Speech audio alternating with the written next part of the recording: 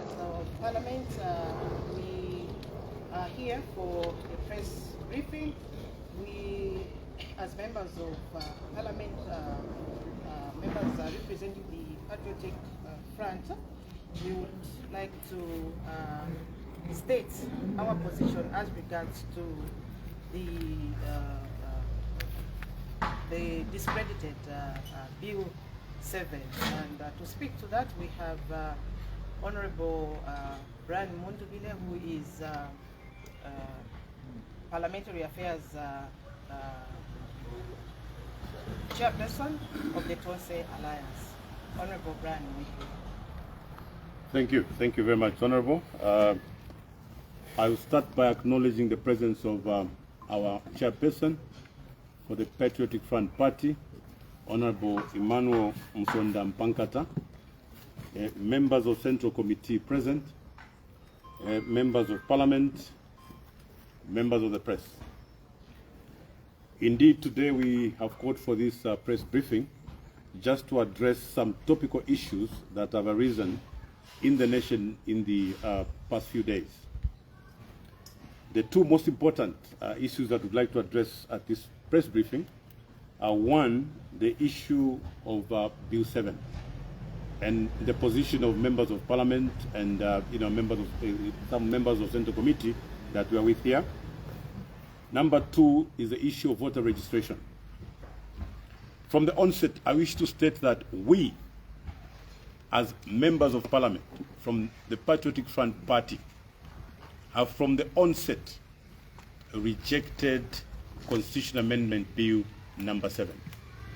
I will repeat, from the onset, I wish to state that we rejected Constitutional Amendment Bill number 7. We rejected the process leading up to Constitutional Amendment Bill number 7, even before the Court ruled against it. We continue to reject its contents, even the backdoor arrangement that the UPND government under President Hakainde Hichilema are trying to use to bring Constitution Amendment Bill number 7. As a constitutional legal scholar myself, I understand the basic principles in constitution making. In new constitutionalism, in the world over, there are certain principles, immutable principles in constitution making that would include transparency, accountability, dialogue, and most importantly, broad public participation. If you look at these elements, if you look at the elements of transparency, accountability, dialogue, and indeed public participation, all of them are missing from this particular process. Therefore, there is no reasonable Zambian or leader who today would want to back Constitutional Amendment Bill number 7, or indeed the process through which it's being processed. This particular process, countrymen and women, you may be interested to know, is a process that we rejected from the beginning as members of Parliament, even before it was presented on the floor of the House. We have continued to reject this particular bill and indeed the process. We have gone as far as making an undertaking as members of Parliament that whoever supports Constitutional Amendment Bill number 7 from among members of Parliament, whether from the right or from the left, we as members of Parliament under Tonse will take it upon ourselves and descend upon those constituencies where these MPs are coming from to decampaign them. We, the members of Parliament under Tonse, will descend on those constituencies where these MPs are coming from to decampaign them. And this is not a promise we're making today. If you check your records on social media, you will discover that it's an undertaking we made in March this year, and we still stand by it. Whether the members of Parliament are from UPND or indeed the Patriotic Front Party, we want to make a call to them that let them search their conscience and for once be able to stand up for Zambia, stand up for the people of Zambia and the aspirations of our poor Zambians. If you look at the contents of Constitution Amendment Bill number 7, if for some reason or by some chance or misfortune that particular bill is processed and passed in Parliament, that will be the end of this country. We are back 30 years back. That will be the end of democracy. That will be the end of constitutionalism. So basically, Constitution Amendment Bill number 7 can be termed as an evil document. Meant to destroy our country. We want to encourage members of Parliament to join hands with the Oasis Forum in peaceful demonstrations to demonstrate against Constitution Amendment Bill number 7. We undertake to join hands with all well-meaning Zambians, including the church, and in this case, the Oasis Forum. Even as they call for peaceful demonstrations on Friday, we want to join them. We will be in the battlefront. To demonstrate to the Zambian people that we stand with them. We stand with the poor Zambians, the many suffering Zambians. We stand with them and ensure that that particular bill does not go through. So it's very important that we, the leaders, your representatives in Parliament, make this particular point very clear that from the beginning, we've been against this process, we've been against this bill, and we continue to condemn it. We also want to call upon the so-called experts, some individuals whose names we're able to recognize. These are individuals that maybe graced our lecture rooms when we're students studying constitutional law.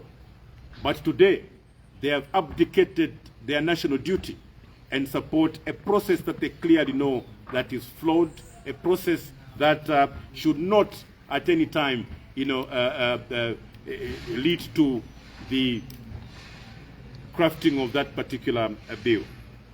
So I think that we have made ourselves very clear that members of Parliament, those present, even those that are not here, we have taken a position to go against Constitution Amendment Bill number 7, and that we will join hands with the Oasis Forum in fighting against this evil bill going forward.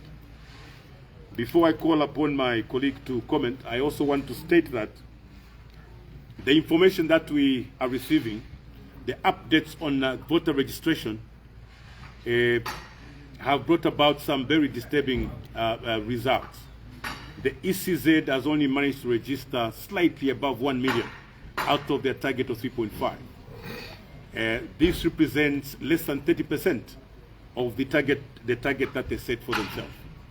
It's very clear that due to the number of challenges the process suffered from the beginning, many of our people have not been able to obtain the national registration cards and indeed the voters' cards. So voting is a very important exercise.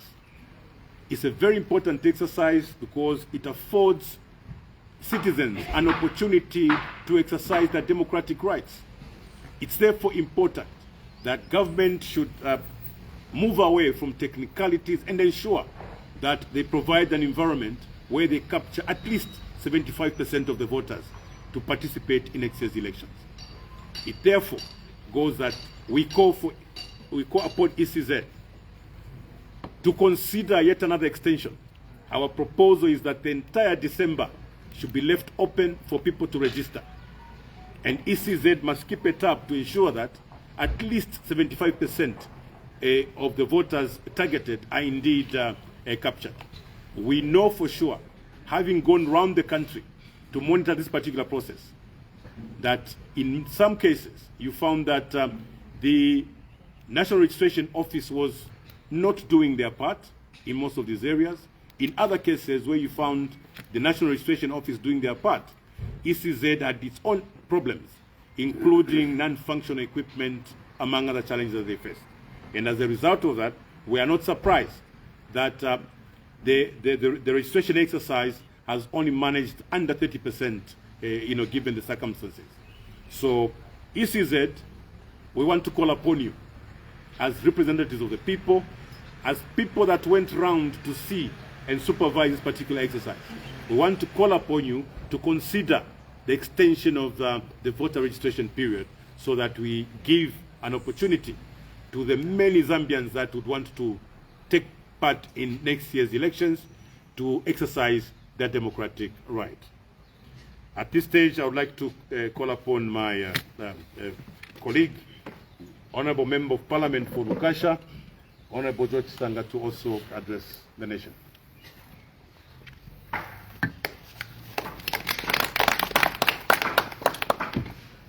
Thank you, Honorable Mundubile, Chairman of the Parliamentary Affairs for Council Alliance and aspiring candidate for the Patriotic Front Conference for President of Patriotic Front, which is scheduled for some time in the near future. As I address the nation, I just want also to adopt what the leader of opposition in Parliament, who we know as Honorable Mundubile, and Chairman of Parliamentary Affairs has said about the Bill 7. We've condemned this bill. We've condemned the process by which this bill was initiated. We've condemned the content of this bill. We've condemned the lackluster interactions that the UPND government has purportedly undertaking in guise to try and establish that people have been consulted. Why this process is being condemned by stakeholders is very clear to see. Your members of Parliament, when the roadmap was rolled out in Parliament, we questioned how government came about that roadmap, which sought to suspend the role of speakers in the process by designing a roadmap for themselves, contrary to how the other constitution-making processes have been done in the past. But we knew that the UPND would like to foist a constitution on the Zambian people, would like to force a constitution under the throats of the Zambian people, because, like stakeholders are now saying, this Bill 7 is a lifeline for the UPND. This Bill 7 is an answer to the failure to govern that the UPND has suffered in the last 4 years. It is now very, very clear that with the mindset the Zambians have developed on what to expect in next year's election, UPND stands no chance to return to power unless they succeed in passing Bill 7. And that's why you have seen that they've been very ferocious in defending Bill 7, including threatening people who are trying to voice their disagreement with Bill 7. You've seen the social media posting by UPND cadres. They have continued to threaten people who are speaking against Bill 7. You've seen what the police have tried to suggest, that those who are going to demonstrate against Bill 7 are supposed to ensure that they fully comply with the Public Order Act. And they've actually suggested in their statement that they possibly are not going to allow the people to march against Bill 7 on the designated date. And latest, we've heard the president inviting people, instead of going to demonstrate, the president has invited people to go to State House and go and canvass about their views on Bill 7. For us, we find this statement by the president without basis. Why? Because from day one, the major stakeholders have said no to Bill 7. The Catholic bishops have said no to Bill 7. Oasis Forum has said no to Bill 7. The Law Association of Zambia has said no to Bill 7. The Constitutional Court, which is an apex court under the Constitution, that tells this nation whether what we are doing is constitutional or not, has said we cannot go ahead with the process of Bill 7 without subjecting it to what are called constitutional law-making principles. That suggests clearly that the process that is being undertaken is people-owned and is people-driven. But the UPND has been very stubborn, fueled because they would like to create a new constitutional order that favors them in the next election of 2026.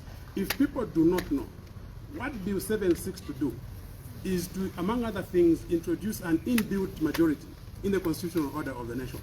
If you've seen the sheer number of people that the president will be allowed to nominate to parliament, if you've seen the so-called that process of having a party that has got more numbers in power, bringing in other people, that all is designed to make sure that the FPND is going to have an inbuilt majority, so that any other election that is going to be undertaken in this country from 2026 and beyond will always be won by a party which is in power at that time. And this is why Zambians have said we cannot continue with the process of Bill 7. So just like the leader of opposition has said, for us to think that this process is actually tantamount to a coup d'etat, except that this coup d'etat is being organized by the people that we trusted with power to manage the affairs of the nation. Because how can a listening government, which has heard people say we don't want Bill 7, continue to insist and go on with the process and spend so much money on it, even when they know that people don't agree with this? So the call I would like to make on the President is that firstly, we stand with other stakeholders, such as the ZCCB, the Oasis Forum, the Royal Association of Zambia, and many other credible individuals and CSOs that have voiced their concern against Bill 7. And our ardent call to the President, we can only shudder to repeat, is that, like we've said before, even before the bill itself was put on the floor of the House, we had demanded that there be suspension of this process and we allow the country to go to elections next year under the current constitutional order, because quite frankly, this is the constitution that brought into power the UPND. We don't understand why they are afraid to have elections undertaken under the current constitutional order.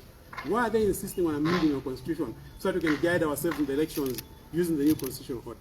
This is something that Zambians are worried, Mr. President, and I think if you are a listening President, you must listen to what your people are saying, and you must abandon the process of passing this bill, at least until we have the elections next year. And if there will still be need, even with the new government that is going to come into power, because we are very convinced ourselves that next year, if we go into elections under the current environment, show that we can have a credible election, free and fair election, there shall be a new government in office. And if there will be need at that time, imperative as it should be, that we pass a new constitution, this process can be recommenced again with the participation of all the Zambians.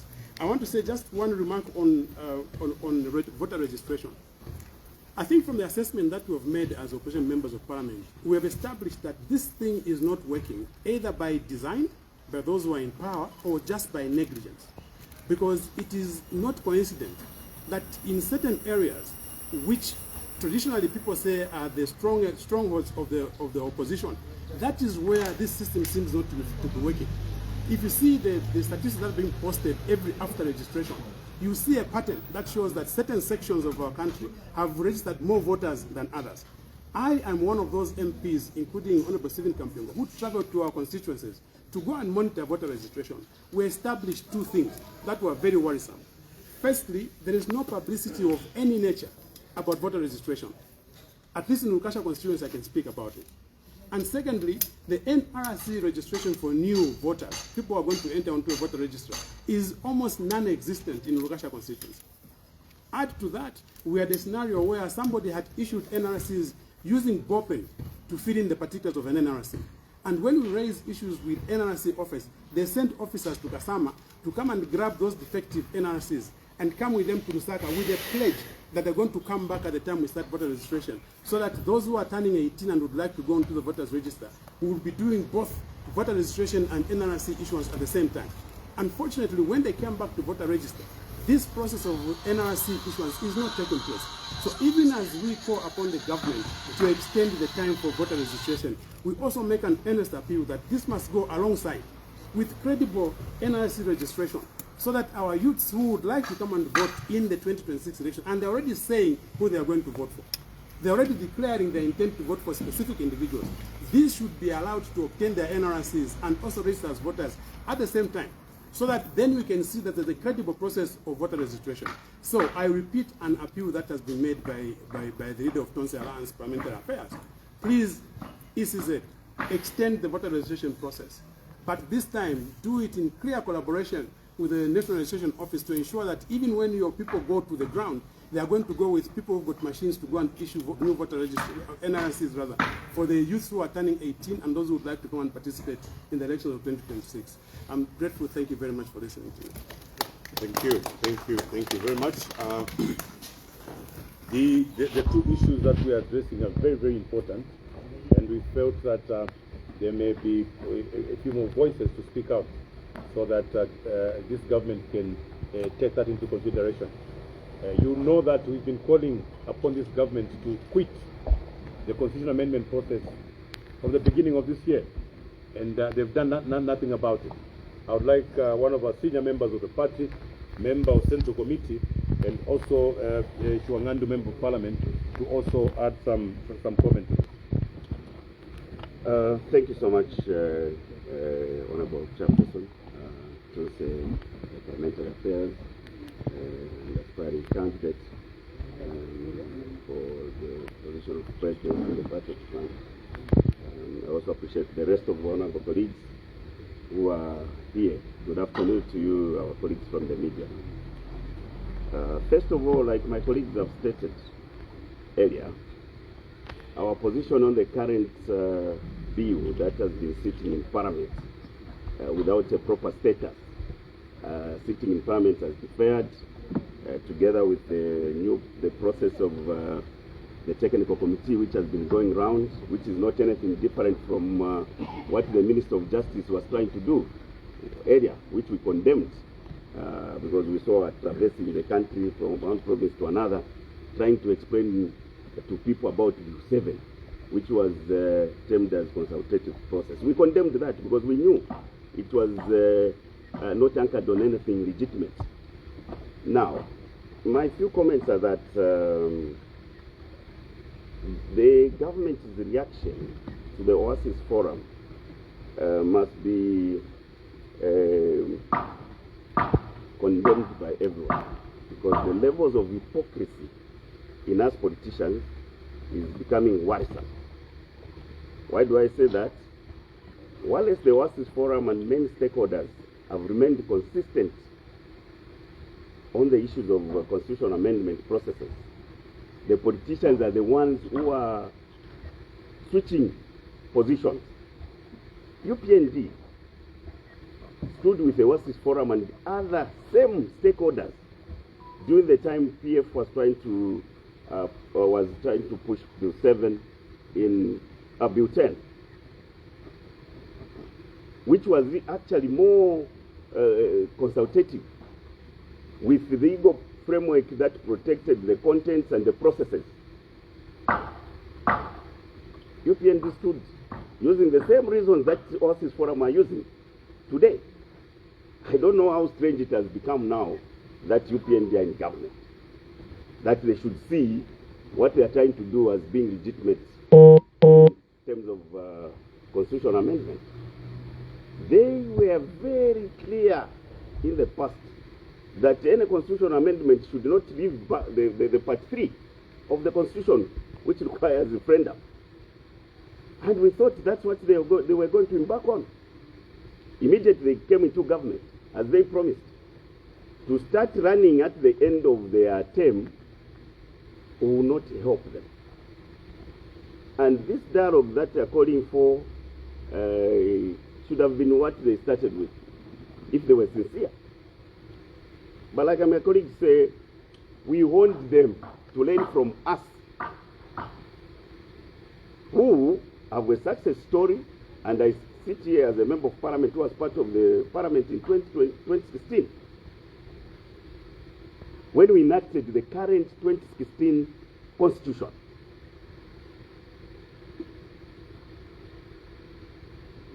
We went into serious dialogue with the then movement for multi-party democracy in opposition.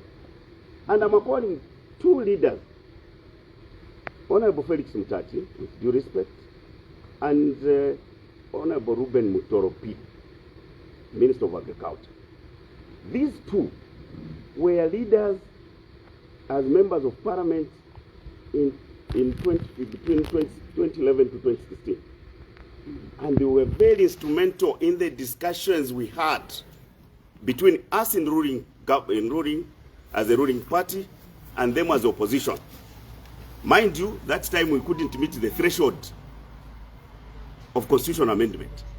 These 2 leaders and the other senior leaders like Madam Namgara were very instrumental in the discussions as we were instructed by the people at the tail end of the processes of enacting 2016 Constitution. These 2 leaders must help their government they are part of now, because they know what it takes to have genuine dialogue. So, if the UPND have now forgotten about people's challenges in terms of priorities, we have to remind them that right now as we speak, most of the majority farmers who supplied maize to FRA are still not paid. This is December. We are going to December. So, if they are not caring about the people and they want to care about themselves, because those amendments are just political, it's just about consolidating authority, self-preservation, and self-preservation for politicians. There's nothing much for the people. People now would want the president to address the power shortages, the protracted long hours of road shedding. Yeah. That's what people are concerned about. Now, believe you me, that if those amendments were to succeed, you are talking about an increment of numbers of parliament, which won't be a cheap undertaking. It will be at a cost. So if government can find money for people to go around, masquerade to be doing consultations, why wouldn't they find money for the people who have supplied maize on credit to FRA? They are walking long distances to go to the banks, only to go back to their villages without money. What kind of government is that? You know how difficult it has become today. There's no power and there's no fuel. For those that depend on fuel on generator sets, they have to look around for fuel, which is also expensive. So what priorities has this government got? The distribution of inputs for poor farmers who would benefit on Farmer Input Support Program, FISIP, is chaotic. Farmers will end up again sharing fertilizer in medals, which has already started from what I'm told, because members have just coming from the constituencies. So these are the priority areas the government should be concerned about. So if people were lastly allowed to demonstrate that time, you saw UPND cadres, youths and whatnot demonstrating against Bill 10. Why shouldn't people express themselves now? Why shouldn't people express themselves now? In any case, these people are saying it will be peaceful. They are not going to demonstrate in a violent way. It's provided for in the Constitution.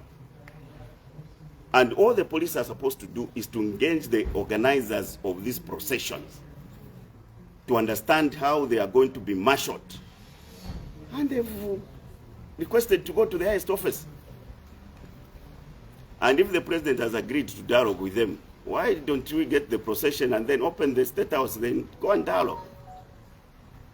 Because why people are calling for that is the kind of arrogance that they've seen from their government. The court rules on the Bill 7. You just change the tactic and pick a few elements of the judgment from the Constitutional Court and pick a semblance of what they are calling technical committee to go around. Why don't you follow that Constitutional Court ruling to the letter? Because it's about confidence building. The speed, the supersonic speed at which government is trying to move in trying to sanitize the Bill 7, the toxic Bill 7, is worrisome and it won't be allowed by citizens. So for us, speaking on behalf of our members, like I've said, we have been consistent on these issues. We remain committed to the instructions of the people, because the Constitution is one supreme document on which Zambians give instructions to the legislators. It's not like any other bill. So we have been guided by the ZCCBC and His Grace the Archbishop of Kasama has been speaking on these matters, and we have been acknowledging. And on our part, we have assured them that we shall go by the guidance, because they represent the majority number of citizens.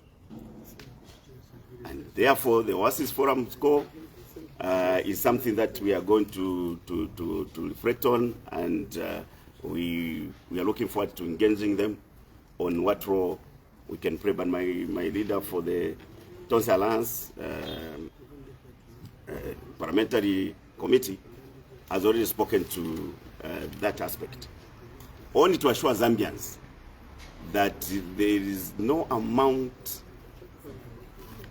of cohesion at this juncture, we will sway the majority members of parliament belonging to Patriotic Front and the well-meaning independent members of parliament to change their position insofar as the Bill 7 and this technical committee, because we have picked it that they want to hush even before we adjourn, get the report from the technical committee and work. I don't know whether they are going to work on a quick draft bill which should be brought to Parliament before we adjourn. But again, it's too late, and the government should listen to the people.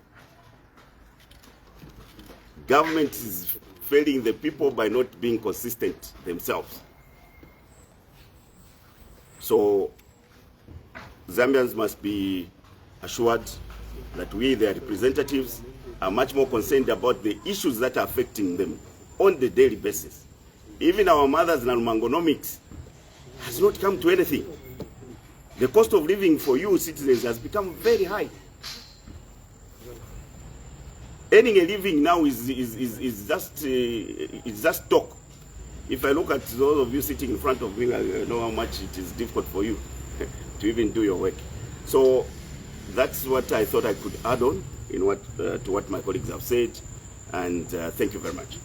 Thank you so much, Honorable Kampyongo, for speaking to the use of Bill 7, as well as the hardships that farmers are facing. We'll now call upon Honorable Tsanga to give concluding remarks. Yes, thank you. As I hand over to Comrade Tsanga, there are stories of some MPs having accessed some money in support of Bill 7.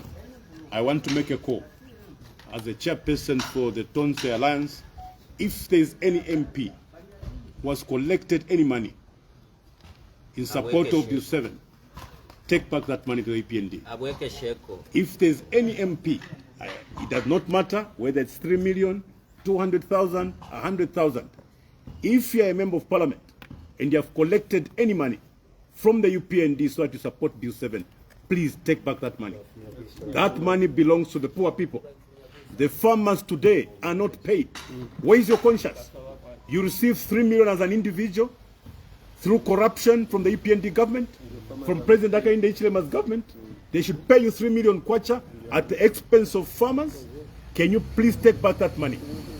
You come to parliament in your representative capacity, not to come and enrich yourselves, aggrandize at the expense of those that voted for you. So it's a call on all honorable members of parliament who are out there busy banking money, corrupt money from the UPND in support of Bill 7. That is evil. Old women and men are spending nights at FRA depots. Women are sleeping at FRA waiting to be paid. Small amounts of money. Some are owed 10,000, 20,000, 50,000. And today, as a member of parliament who has got allowances, he's got a salary, you must get money that belongs to the Zambian people. Evil money that is given to you in support of an evil bill. That's very shameful. You do not deserve to be a people's representative. You do not deserve to be a member of parliament. It's very, very saddening indeed to learn that some people, some individuals who are members of parliament can go out there at the expense of our poor people and begin to get colossal sums of money corruptly. I just thought I should state that. It's very, very upsetting indeed.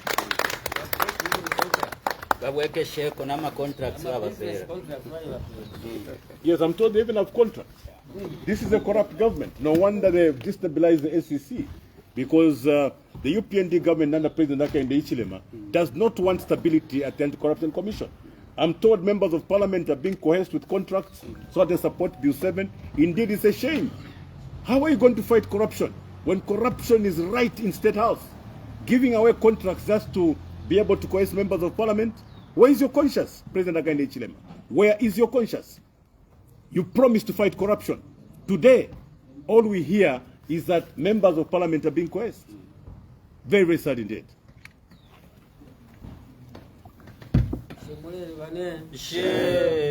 When your leader of parliament in Tonse speaks, sometimes it becomes very difficult for you to come and say something else. No, but I think annoying. the message is very, very clear. Corruption only thrives in society when those who are so whipped to be corrupt find weak souls who can become their targets.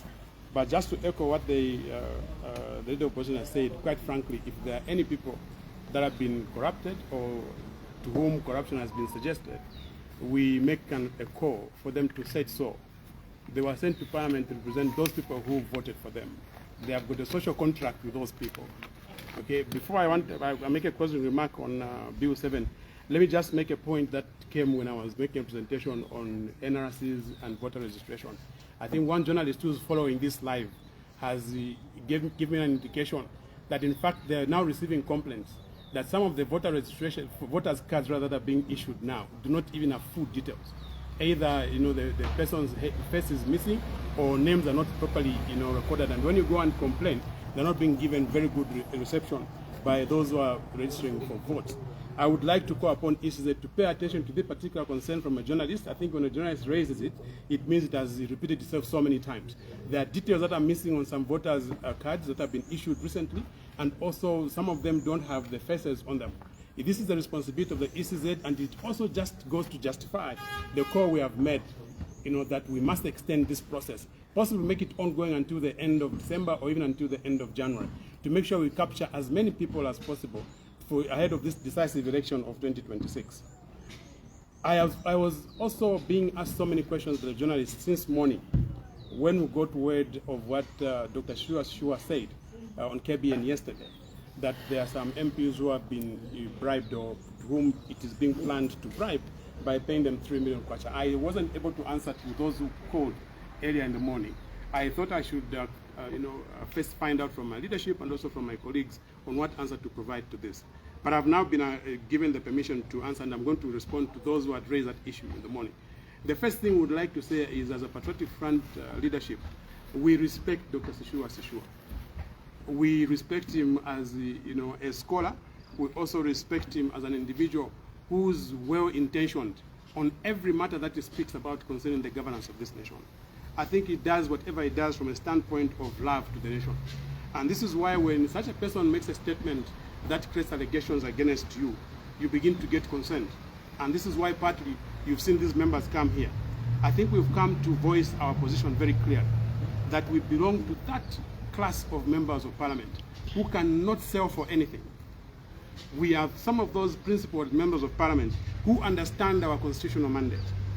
We are members of parliament who took an oath to protect this constitution, and we've demonstrated this from day one in parliament. The first time we were suspended in this parliament is when we stood up to defend the constitution. When we noticed that government was making mistakes that were constitutional and that were going to cost not only the budget but the whole nation, we were suspended. Several other times when we've been suspended as a group that you're seeing in front here, it has always happened against the backdrop of our quest to try and protect the constitution. We continue with that same responsibility of making sure that we protect the constitution, and this is why we have stood very firmly against Bill 7. I can say with conviction that those members of parliament who are under the control of the real leadership of a Patriotic Front in the House and at party level, and not some of those that Dr. Shua would have mentioned if he was going to mention a name, who have accepted a bribe or who are planning to accept a bribe from UPND, to support Bill 7. And because Dr. Shua is our colleague, I think I take it on behalf of all the members of parliament that we can engage him.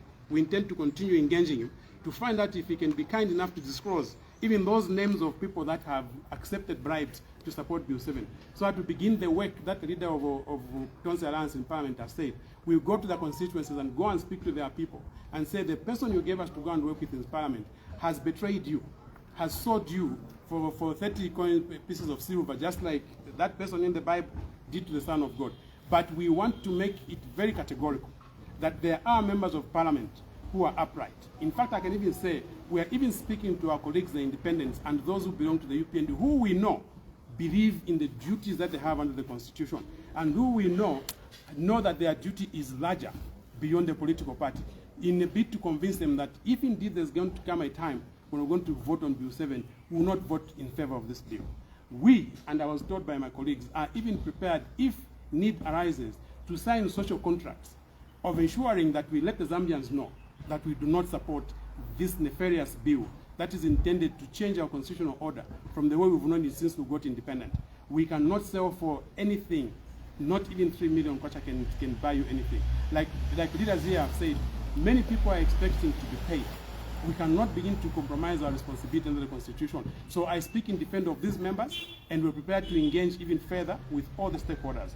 Our next stop will be the Oasis Forum. We want to renew this partnership with them to make sure that the nation knows that we stand with them on the fight against Bill 7. Thank you very much. Thank you so much, our senior members of parliament, for stating our position as Opposition Patriotic Front members of parliament on the credited bill, discredited Bill 7 and other issues affecting the nation. It's now time for questions, points of clarification, comments from our colleagues, the media. Please state your name and the media house where you're coming from. Time for questions, and we would like to split our discussion to what has been spoken about. Questions? No. Clarifications? Comments? I guess everything is clear. We were very clear, I think. Thank you so much, colleagues, for coming, and hope to see you soon. Thank you.